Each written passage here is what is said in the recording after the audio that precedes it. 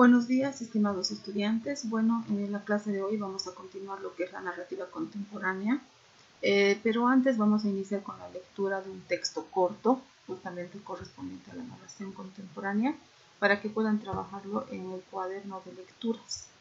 Este texto se les va a enviar en el grupo que tenemos, pero también si desean pueden verlo en las diapositivas que ahora estamos mandando, bueno, en el video, y lo pueden leer. Es un texto, como les decía, corto que titula Café con lluvia, de un escritor boliviano contemporáneo, Alfredo Medrano. Una vez que lean el texto, van a trabajar la síntesis en el cuaderno de lecturas y este se va a sellar el día que tengamos la clase presencial. Bueno, ahora sí, vamos a continuar con lo que es la narración contemporánea. Vamos a realizar algunas especificaciones tomando en cuenta que la narración no solamente comprende lo que es cuento y novela, sino también, por ejemplo, están los mitos, leyendas. Sin embargo, estamos particularmente centrándonos en lo que es la narración contemporánea en cuento y novela. Por tanto, vamos a puntualizar indicando que desde la segunda mitad del siglo XX hasta la actualidad corresponde a lo que es la narrativa contemporánea. El propósito que tiene es de intención social, ¿no? Ya no tanto de romantizar las historias o de idealizar las historias con un final feliz como se hacía en los cuentos tradicionales, sino más la intención social de poder dar a conocer lo que pasa en la realidad a las personas, ¿no? Integra el lenguaje variantes de distintos estratos sociales. Hay varios ejemplos de narraciones contemporáneas donde podemos encontrar, por ejemplo, en el diálogo de los personajes, la forma en la que hablan, tal cual, sin hacer modificación alguna. Es decir, que el escritor respeta el lenguaje que utilizan los personajes de los que se está hablando en la historia. Por ejemplo, si alguien dentro de lo que son las narraciones habla quechua, pues escribe el escritor tal cual la palabra o las palabras en quechua o las jergas que utilice, ¿no? Dependiendo de qué tipo de personajes están dentro de la historia, ¿ya? Aborda temáticas latentes, ¿no? Si bien tiene esa intención social, justamente ahora los temas van a ser mucho más amplios. Puede abordar temas como, por ejemplo, los derechos humanos, la sexualidad, el aborto, el cuidado del medio ambiente, temas mucho más latentes, como bien indica acá en las especificaciones, ¿no? La narrativa contemporánea posee elementos. Estos elementos principalmente son el narrador, que es el que cuenta la historia, que puede ser omnisciente, es decir, que es el que sabe todo lo que va a suceder en la historia, y generalmente está escrita en tercera persona. Es el narrador más utilizado en realidad. El narrador testigo, que ya habíamos mencionado que el narrador testigo es el que observa lo que sucede en la historia, y un ejemplo sería también en un libro de Crónicas de una muerte anunciada de Gabriel García Márquez que han leído, y que ahí, por ejemplo, denota un narrador testigo, ¿no? Y el narrador protagonista, que es el narrador que conoce todo porque lo vive en primera persona, ¿no? O sea, cuenta lo que sucede como protagonista y como narrador al mismo tiempo. Los personajes sería otro elemento de la narración, son los que desarrollan la acción o las acciones dentro de la historia, ¿no? Estos pueden ser personas, animales o también seres inanimados. La idea principal es el meollo, o sea, es el centro de lo que se va a hablar en la historia. La acción serían los acontecimientos que se van relatando. En el cuento, pues obviamente sería solamente una acción, algo central, y en la novela generalmente son muchas más, ¿no? Porque es más extenso. El espacio y el tiempo son los marcos justamente espaciales de lugares y los tiempos que se utilizan en la historia. Sabemos que ahora con la narrativa contemporánea los tiempos pueden tener un cambio. No sigue la estructura tradicional muchas veces de inicio, nudo y desenlace, sino que muchas veces puede darse un cambio. Puede ser que empiece por el final por el desenlace para poder dar a conocer lo que sucedió al inicio de la historia, ¿no? O puede haber saltos de tiempo e incluso retrocesos, ¿no? Lo que se conoce como flashback dentro de lo que es la narración contemporánea. Tenemos algunas características importantes dentro de la narrativa, como por ejemplo los personajes que ya son más cotidianos, ¿no? Cotidianos e impredecibles, no tanto personajes ya idealizados como la princesa, el príncipe o el final feliz que normalmente encontrábamos en las historias tradicionales, ¿no? El uso de recursos narratológicos como recursos estilísticos, por ejemplo, habíamos mencionado que los escritores hacen que el lector infiera muchas veces o deduzca lo que va leyendo, ¿no? Eso hace también que nosotros trabajemos un poco más en nuestras lecturas y tengamos un mayor nivel de comprensión. Por ello, un recurso narratológico, por ejemplo, podría ser el uso de dos historias que son muy diferentes y que en algún punto se encuentran dentro de la historia. Es un recurso que manejan algunos escritores.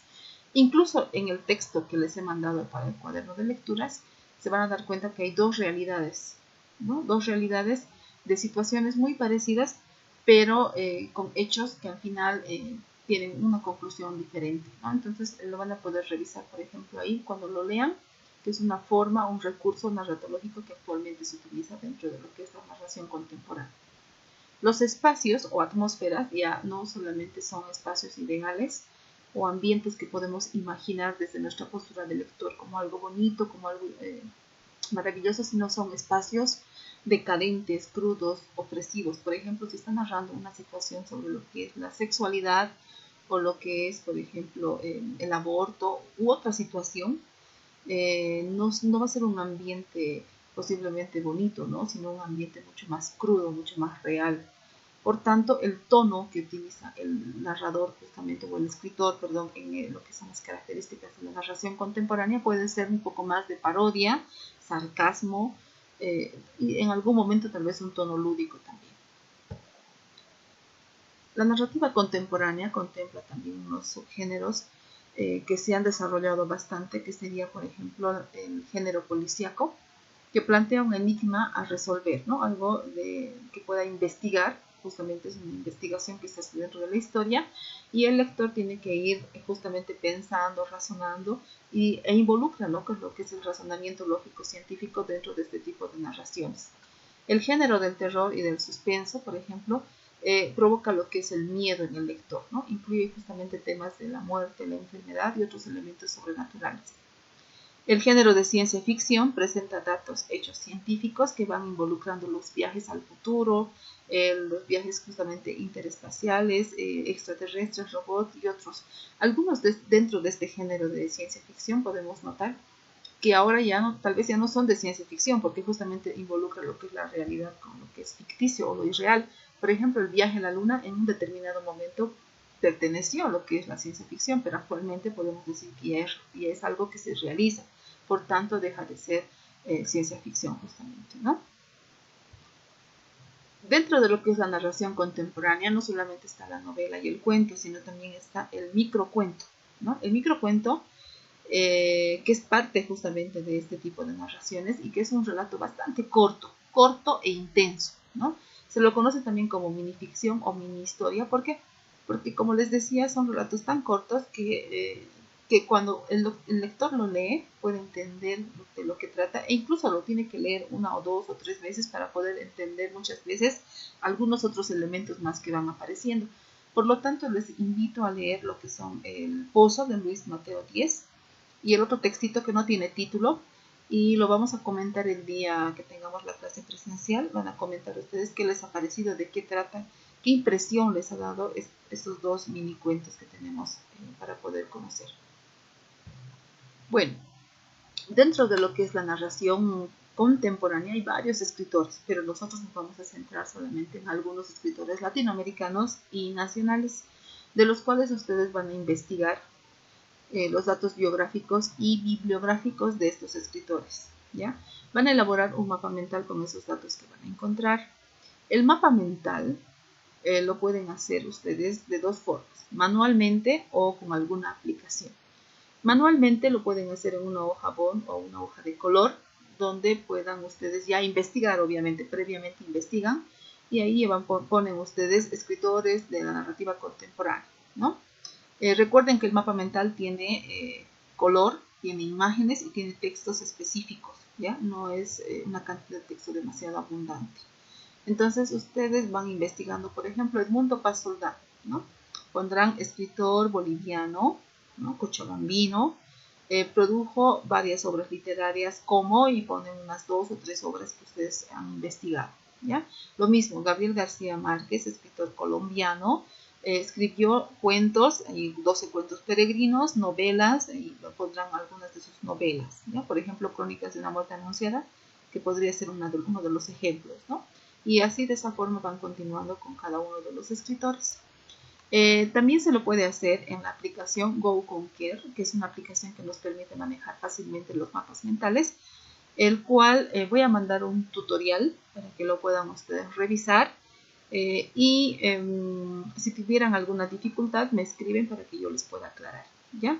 De todas maneras, la aplicación que les voy a enviar en el tutorial lo pueden utilizar como les dije, y lo pueden descargar en imagen para que luego lo puedan imprimir y entregar en la clase presencial, ¿ya? Eso sería todo. Esta clase, por favor, entonces trabajen en lo que es la lectura, en el cuaderno justamente de lecturas. Hay que trabajar las diapositivas que se está explicando en el cuaderno, y hay que investigar los datos biográficos y bibliográficos para trabajar el mapa mental. Entonces eso sería todo por esta clase y continuaremos la siguiente. Muchas gracias. Hasta la siguiente clase entonces.